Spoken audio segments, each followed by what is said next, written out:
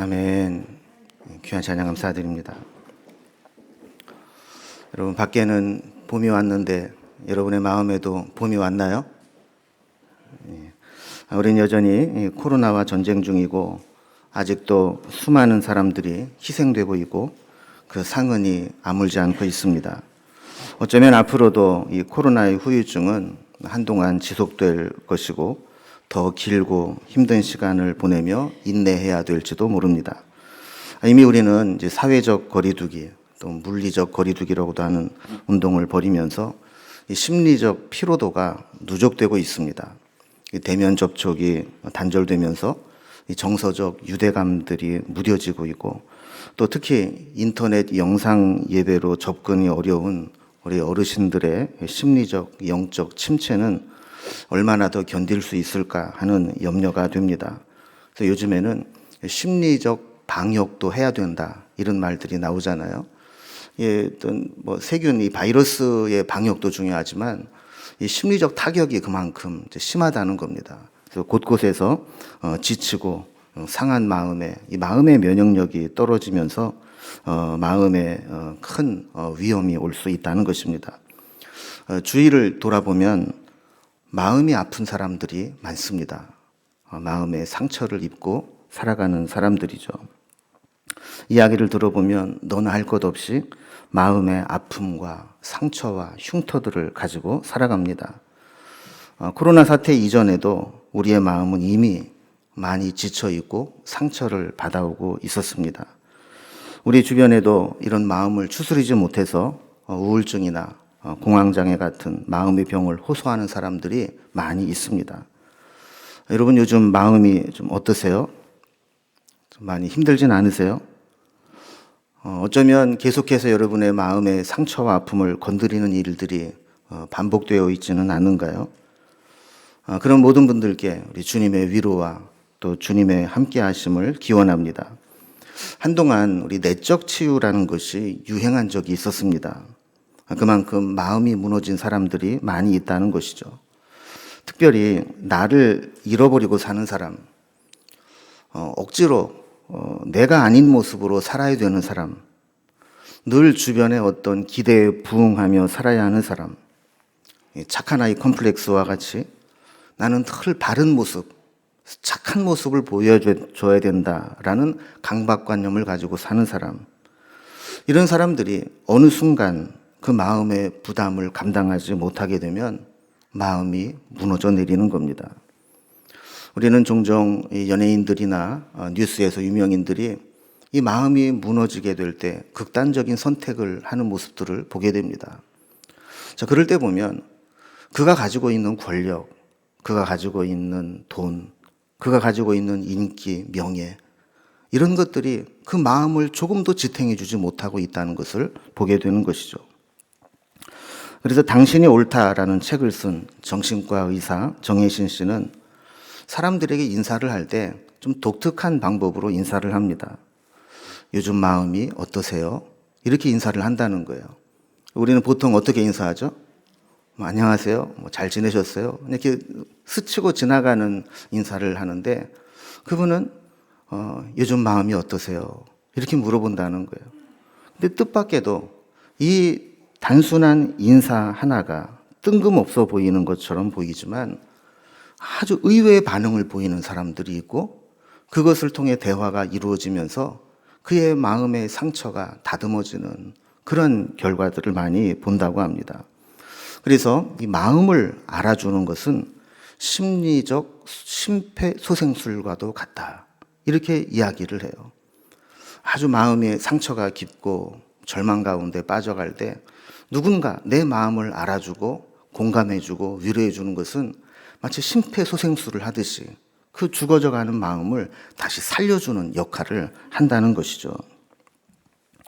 우리의 마음, 분명히 내 것인데 나도 내 마음을 잘 모르고 또 바쁘게 살다 보면 내 마음의 상태가 어쩐지 그걸 점검하지 못하고 그냥 살아가다가 마음의 상처로 무너지는 경우가 있게 되는 겁니다. 예수님은 겟세마네 기도를 통해서 내 마음이 매우 고민하여 죽게 되었으니 라고 기도하는 대목이 나오게 됩니다. 제자들에게 힘든 마음을 이야기하면서 제자들만이라도 예수님의 그 마음, 무거운 마음, 고민하는 마음을 이해해주고 공감해주고 함께 해주기를 기대했던 예수님을 보게 됩니다. 제자들은 이 예수님의 마음에 동참하지 못했지만 예수님은 기도로 그 무거운 마음을 이겨내셨고 또 우리가 아파하는 그 모든 마음을 다 감당하시면서 이겨내신 모습을 보게 됩니다. 오늘 사도 바울은 우리에게 너희 안에 이 마음을 품으라. 곧 그리스도 예수의 마음이니 라고 말씀을 합니다. 오늘 본문의 핵심은 간단합니다. 예수님의 마음을 품고 살라는 겁니다. 여러분은 어떤 마음을 품고 사십니까? 여러분 요즘 마음이 어떻습니까? 오늘은 우리가 사순절 마지막 주간, 고난 주간을 시작하면서 이 예수님께서 마지막 십자가를 향해 달려가셨던 그 모습, 그 마음에 비추어 우리의 마음을 좀 점검해보고 예수님의 마음으로 채우는 시간이 되기를 바랍니다. 오늘 본문은 크게 두 부분으로 나눌 수 있습니다. 먼저 5절에서 8절은 자신을 낮추신 예수 그리스도에 대해서 소개하고 있고 또 9절에서 11절까지는 그렇게 낮추신 예수 그리스도를 높여주시는 하나님에 대해서 말씀하고 있습니다. 앞부분은 낮아지심이고 뒷부분은 높여주심, 이런 대비를 이루고 있는 본문입니다. 먼저 첫 번째로 자기를 낮추신 그리스도에 대해서 살펴봅니다. 그동안 우리는 경제 성장을 통해서 너무 부유해졌기 때문에 이 물질의 단맛을 보고 그 단맛에 중독되어 너무 탐욕스러워졌습니다.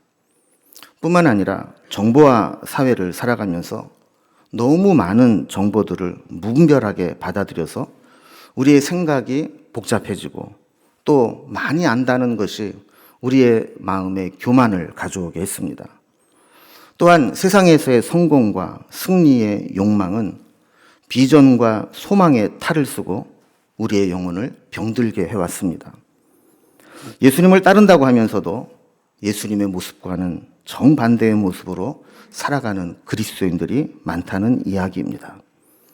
세상 사람들이 이렇게 파멸로 달려갈 때 예수님의 제자들은 그 흐름을 막아내지 못하고 있었습니다. 오히려 그러한 파멸로 향해가는 그 거대한 흐름에 편승해서 그 흐름을 더 가속화시키기도 했습니다. 요즘에 신문 기사를 보니까 코로나의 역설이라는 기사가 났습니다. 이게 부제가 뭐냐면 인간이 멈추자 지구가 건강해졌다라는 겁니다. 이 초기에 우리가 우습게 여겼던 이 코로나가 지금은 전 세계를 셧다운 시키고 있습니다. 이 셧다운이라는 것은 일시적인 부분 업무 정지 상태를 의미하는 용어입니다. 원래는 미국에서 예산 통과 시한까지 정당 간에 합의를 하지 못하게 되면 예산 집행을 못하게 됩니다. 그러면 예산 집행이 안 되게 되면 이 정부 기관의 업무가 중단되고 그것이 통과될 때까지 잠정 폐쇄되는 기간이 있습니다. 이것을 이제 셧다운이라고 이제 부르기 시작을 했는데 요즘은 이것을 좀 포괄적으로 좀 넓게 확대해서 그래서 임시 휴업, 또 임시 폐업, 가동 중단 상태 이런 것을 의미하는 용어가 되었죠. 실제로 좀 우리나라도 학교 개학을 좀 못하고 있습니다. 또 올림픽도 1년 연기했습니다. 프랑스에서는 대입 시험조차 취소되는 초유의 사태가 일어나고 있습니다.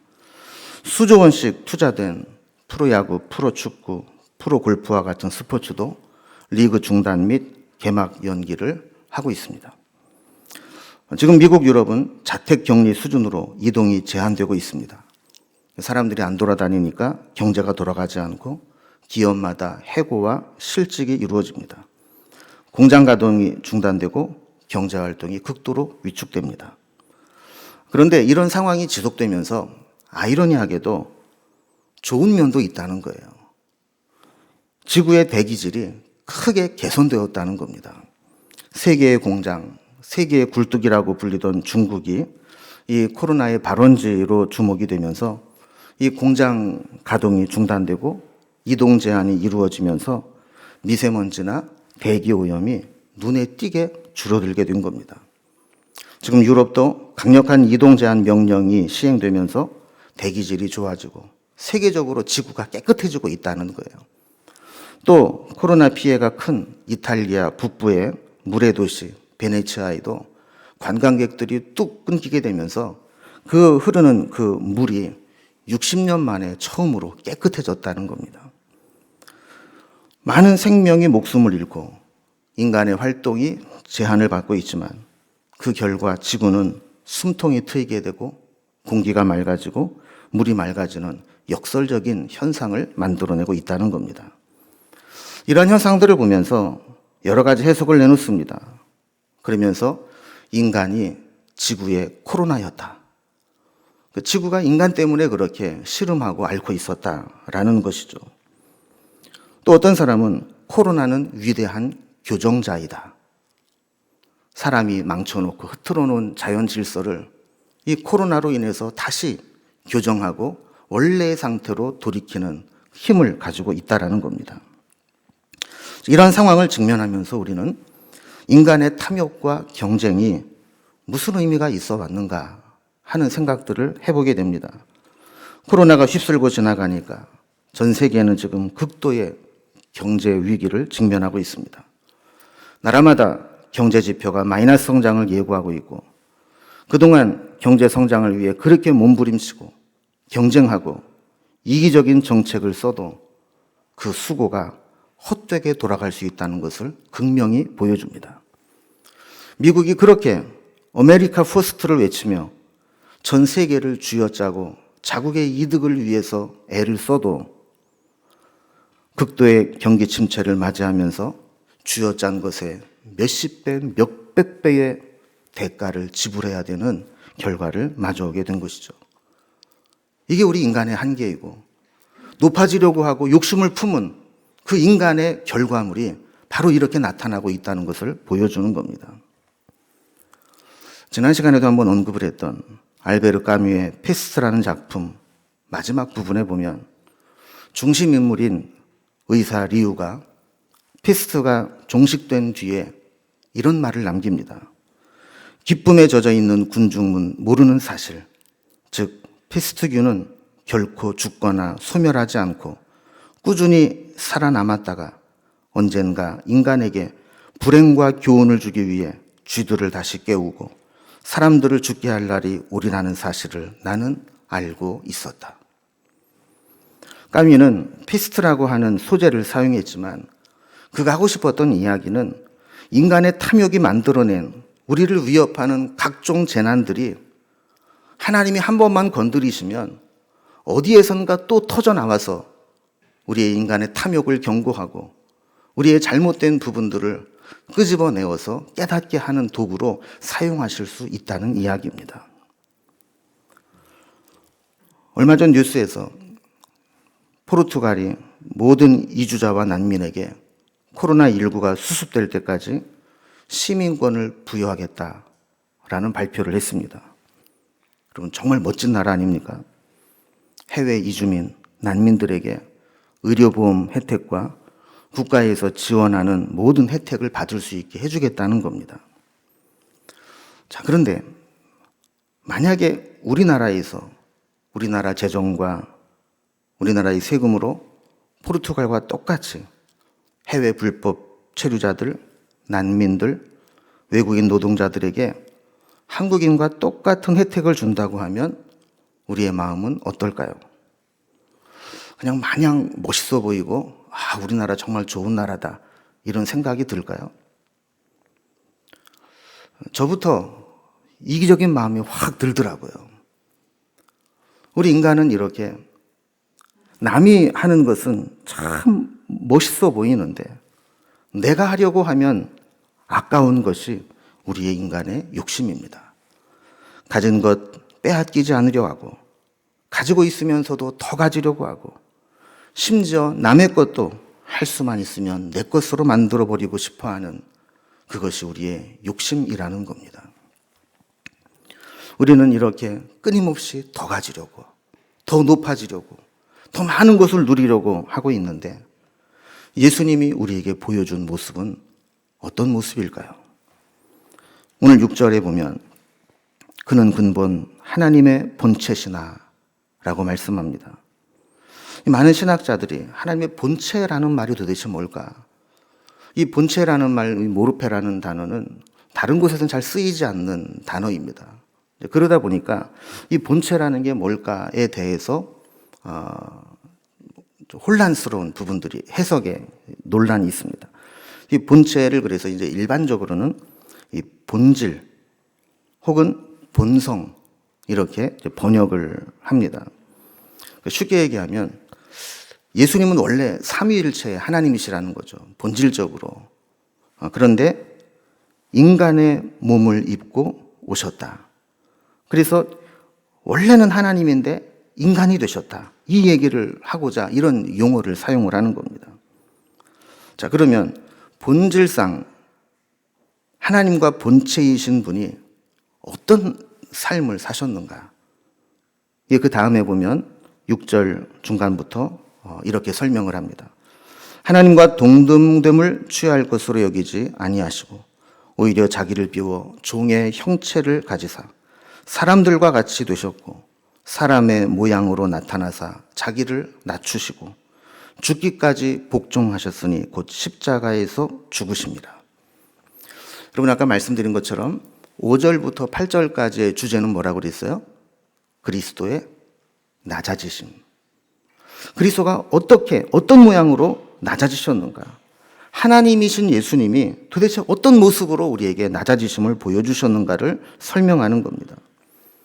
하나님이시면 하나님과 동등한 대우를 받으셔야 합니다. 그런데 예수님은 그것을 내려놓으셨다라는 겁니다. 여러분, 사람은 어떻습니까? 어떻게든지 자기를 좀 높여 보이려고 합니다. 군인들이 휴가 나올 때 자기 계급보다 하나 더 많게 달고 나오는 경우가 있잖아요. 아시는 분 아시겠지만 제가 이래봬도 방위 출신입니다. 근데 이제 방위 복무를 마치고 예비군 훈련을 딱 갔는데 분명히 방위인 거 알거든요. 저 친구 같이 나랑 왔다 갔다 출퇴근했던 애인데 예비군복에 보니까 병장을 달고 왔더라고요. 여러분 아시죠? 방위는 복무 기한상 병장까지 올라갈 수가 없어요. 그런데 자기보다 더 높아 보이려고 하는 게 일반적인 이 사람의 마음이죠. 그런데 예수님은 하나님이시지만 하나님이 아닌 것처럼 사셨어요. 오히려 자기를 비워 종의 형체를 가지셨다고 했어요. 자기를 비웠다는 것은 의도적으로 예수님의 신성을 감추셨다라는 것을 의미하는 겁니다. 어느 정도로 신성을 감추셨느냐? 사람들이 예수님을 보면서 하나님인 줄 알아보지 못할 정도로. 여러분, 누군가가 자신의 위치와 신분을 드러내려면 그걸 증명할 수 있는 어떤 신분증이나 능력을 보여주면 됩니다. 그런데 예수님은 철저하게 그것을 막으시고 사용하지 않으셨다라는 거예요. 그리고 바울은 의도적으로 6절에 하나님의 본체라는 단어와 7절에 종의 형체를 가지셨다라고 할 때 이 형체가 원어적으로는 같은 단어를 사용하고 있습니다. 우리 번역에는 하나는 본체로, 하나는 형체로 이렇게 나와 있지만 원어는 모르페라고 하는 동일한 단어를 사용하고 있어요. 하나님의 원래 모습은 하나님의 본체. 그런데 그분이 실제로 내려오신 모습은 종의 형체. 이렇게 원래 하나님이신 분이 오히려 종의 모습으로 내려오신 것. 이게 예수님의 모습이라는 겁니다. 거기에다가 낮출 때까지 낮추다가 더 이상 낮출 수 없는 지경에 가서는 죽기까지 복종하십니다. 이게 자기를 낮추셨다라고 할 때 이 낮춘다는 것은 비하시킨다, 비굴하게 만든다 이런 의미를 가지고 있습니다. 여러분 보통 이제 죄인들이 이게 카메라 세례를 받게 되면 가리잖아요. 수치스러운 거 아닙니까? 부끄러운 겁니다. 예수님은 스스로 낮아지실 때 이런 수치, 부끄러움을 기꺼이 감당하셨다라는 거예요. 그리고 죽기까지 복종하셨다라는 겁니다. 우리는 이 본문의 내용을 너희 안에 이 마음을 품으라 라는 말씀과 연결시켜서 읽어야 합니다. 이 본문의 핵심은 예수님이 이렇게 낮아지셨다라는 것을 알라는 것이 아닙니다. 이 말씀의 핵심은 우리도 이 마음을 품으라는 겁니다. 예수님처럼 낮아지고 비하하고 수치를 당할 정도로 바닥으로 내려가고 죽기까지 하나님의 뜻을 이루기 위해서 복종하는 마음, 그 마음을 너희도 품으라는 겁니다. 이것이 오늘 본문의 핵심인 겁니다. 마침내 내 자아와 욕심과 욕망을 죽이고 그리스도와 같이 그 마음을 품고 살아가라는 거예요. 근데 여기까지만 보면 우리가 그렇게 살아간다고 할 때 예수 믿는 것이 참 억울하게 느껴집니다. 우리가 뭐 천사도 아니고 어떻게 그렇게 낮아지고 당하고 억울하게 비참하게만 살아갈 수 있겠습니까? 그러나 8절 이하에 보면, 9절 이하에 보면 예수님은 이렇게 할 때 우리를 그냥 그렇게 비참하게 짓밟히도록 내버려 두지 않으신다고 말씀합니다. 우리가 크게 두 번째로 살펴볼 것은 그리스도를 높이신 하나님입니다. 예수님은 스스로 낮추셨습니다. 그런데 하나님이 그 예수님을 높여주셨습니다. 예수님은 십자가에서 나의 하나님 어찌하여 나를 버리셨나이까라고 절규하며 철저하게 하나님 아버지께 버림받음을 경험합니다. 그런데 그것으로 끝이 아니었습니다. 하나님은 그 예수님을 높이십니다. 그 높이신 자리는 사람이 높일 수 있는 위치가 아닙니다. 9절에서 11절을 보면 그리스도를 높이신 하나님에 대해서 말씀하시는데, 이러므로 하나님이 그를 지극히 높여 모든 이름 위에 뛰어난 이름을 주사 하늘에 있는 자들과 땅에 있는 자들과 땅 아래에 있는 자들로 모든 무릎을 예수의 이름에 꿇게 하시고 모든 입으로 예수 그리스도를 주라 시인하여 하나님 아버지께 영광을 돌리게 하셨느니라 라고 말씀합니다. 우리는 종종 이런 낮아짐, 특히 어떤 고난과 아픔과 상처를 통해 낮아지고 수치를 겪게 되면 하나님께서 과연 존재하시는가? 존재하신다면 하나님의 백성들에게 하나님은 어떤 역할을 하시는가? 이런 의문을 품을 때가 있습니다. 그래서 고난은 학문적으로는 규정하기 쉬울 수 있을지 모르지만 내가 그 고난을 직접 당하게 되면 그것을 이해하고 받아들이는 데는 매우 어려운 주제가 되고 맙니다. 팀 켈러 목사님의 고통에 답하다라는 책의 서문 프롤로그를 보면 이런 소제목을 달아놓았습니다. 고난으로 신앙을 떠나거나 고난으로 하나님을 만나거나.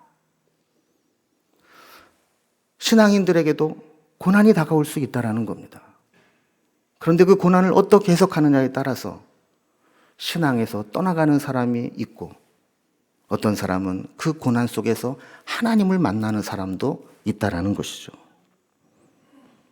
팀 켈러도 그 책에서 인간이 당하는 고난은 풀리지 않는 수수께끼다라고 정의를 하면서 우리 인생에 치고 들어오는 수많은 다양한 고통들을 우리가 어떻게 해석하고 받아들여야 될까에 대한 설명을 합니다. 그리고 소위 고난신학이라고 불리는 고통에 대해 성경은 뭐라고 이야기하고 있는지 성경적 견해를 쭉 설명을 합니다. 그리고 마지막에는 고통이 내 것이 되고 나에게 고난이 다가올 때 나만 그 고난의 현장에 있는 것이 아니라 그 고난의 현장에 찾아오시는 예수님을 소개합니다. 마치 다니엘이 풀무불에 던져졌을 때 천사로 표현된 하나님의 아들이 그 풀무불 한가운데로 뛰어 들어오셔서 다니엘을 보호하시고 그를 지켜주시는 것과 같이 주님은 고난에서 우리를 보호하시고 구원하시는 분이라는 겁니다. 그래서 이 고난의 시기를 보낼 때 우리가 어떤 마음을 품느냐에 따라서 하나님을 믿는 신앙으로 더 깊이 들어가거나 아니면 하나님으로부터 멀어져서 신앙에서 떨어져 나가거나 할 수 있다라는 것이죠. 우리가 고난 중에 하나님을 만나는 것을 가능하게 하신 분이 예수 그리스도이십니다. 그분의 낮아지심이 있었기 때문에 우리는 그분의 이름을 힘입어 하나님 앞에 나아갈 수 있게 되셨습니다. 하나님의 뜻에 순종해서 낮아지신 그분을 하나님이 때가 되시니 높여주셨습니다. 그를 지극히 높이셨다라는 것은 더 이상 높아질 수 없을 만큼 높이셨다라는 겁니다. 이것이 복음의 역설입니다. 예수님은 더 이상 낮아질 수 없을 때까지, 비참해짐을 느낄 때까지 낮아지시고 죽기까지 낮아지셨는데, 하나님은 그 예수님을 더 이상 높일 수 없는 자리까지 높이셔서 그 예수의 이름이 아니고는 누구도 구원받을 수 없게 만드는, 그 예수의 이름에 굴복하게 만드시는, 그래서 예수 그리스도를 주라 시인하지 않으면 누구도 하나님께로 나올 수 없도록 만드시는 그 높여주심을 보여주신 것입니다. 이 말씀 역시 너희 안에 이 마음을 품으라 라는 말씀과 연결시켜서 읽어야 합니다. 제자의 삶은 때가 되면, 내가 낮추고 내가 겸손해질 때, 때가 되면 하나님이 높이실 것을 믿고 낮은 자리로 내려가는 것, 이것이 제자의 삶이라는 겁니다. 그런데 이렇게 살아가려고 하면 걸림돌이 있습니다. 내가 이렇게 낮아지고 내가 이렇게 겸손해지면 그것을 귀하게 여겨줘야 되는데, 사람들은 낮추고 겸손한 자를 우습게 알고 그런 자를 밟으며 일어서려고 하는 경우가 있다라는 겁니다. 이때 우리가 조심해야 될 것이 있습니다. 우리나라 속담에 지렁이도 밟으면 꿈틀한다 라는 말이 있죠. 우리는 순간순간 이런 고통과 낮아짐의 자리에 서게 될 때 너희 안에 이 마음을 품으라는 주님의 말씀과 지렁이도 밟으면 꿈틀한다라고 하는 그 속담 사이에 갈등을 겪을 때가 있습니다. 여러분은 이런 일을 경험할 때 어떤 말씀을 붙잡습니까? 그래도 나는 그리스도의 마음을 품어야지. 그리고 낮아짐의 길을 선택하십니까? 아니면 지렁이도 밟으면 꿈틀한다는데 이런 마음으로 함께 대적하고 올라서려고 합니까? 한 가지 분명한 것은 하나님이 높여주실 때를 기다리는 자는 우리가 올라갈 수 없는 자리만큼 하나님이 올려주시지만, 내가 아등바등 일어서서 올라가게 되면 내가 일어선 그 자리 밖에는 못 올라간다는 사실입니다. 여러분, 오늘 다시 한번 좀 물어보고 싶습니다. 여러분은 어떤 마음으로 살고 계십니까? 어떤 마음을 품고 살아가십니까? 예수님의 마음을 품고 살아가십니까?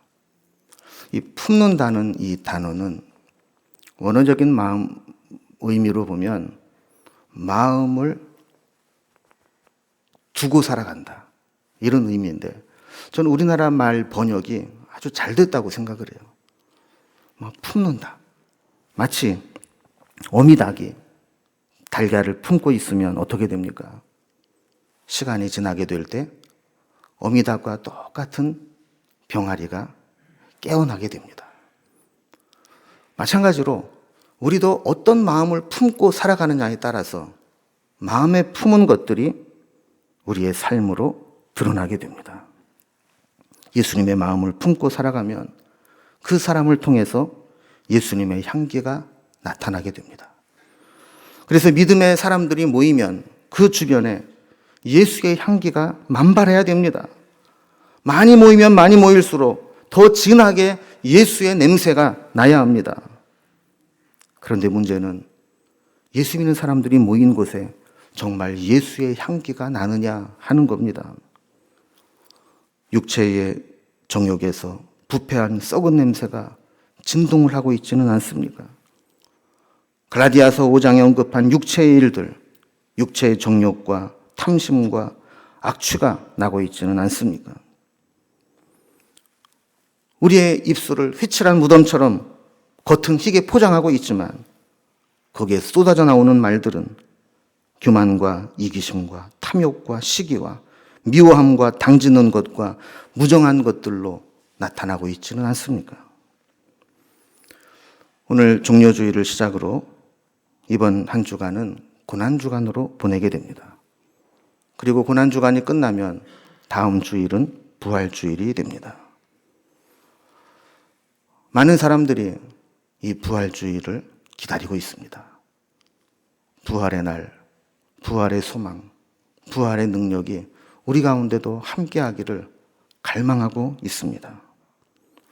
어둠이 깊을수록 새벽이 오기를 갈망하듯이 사망의 어두운 그늘이 짙어갈수록 생명의 소망이 커지듯이 고난주간을 주님과 함께 동행하며 부활을 소망하며 살아가는 이 한 주간이 되기를 주님의 이름으로 기원합니다. 기도하겠습니다.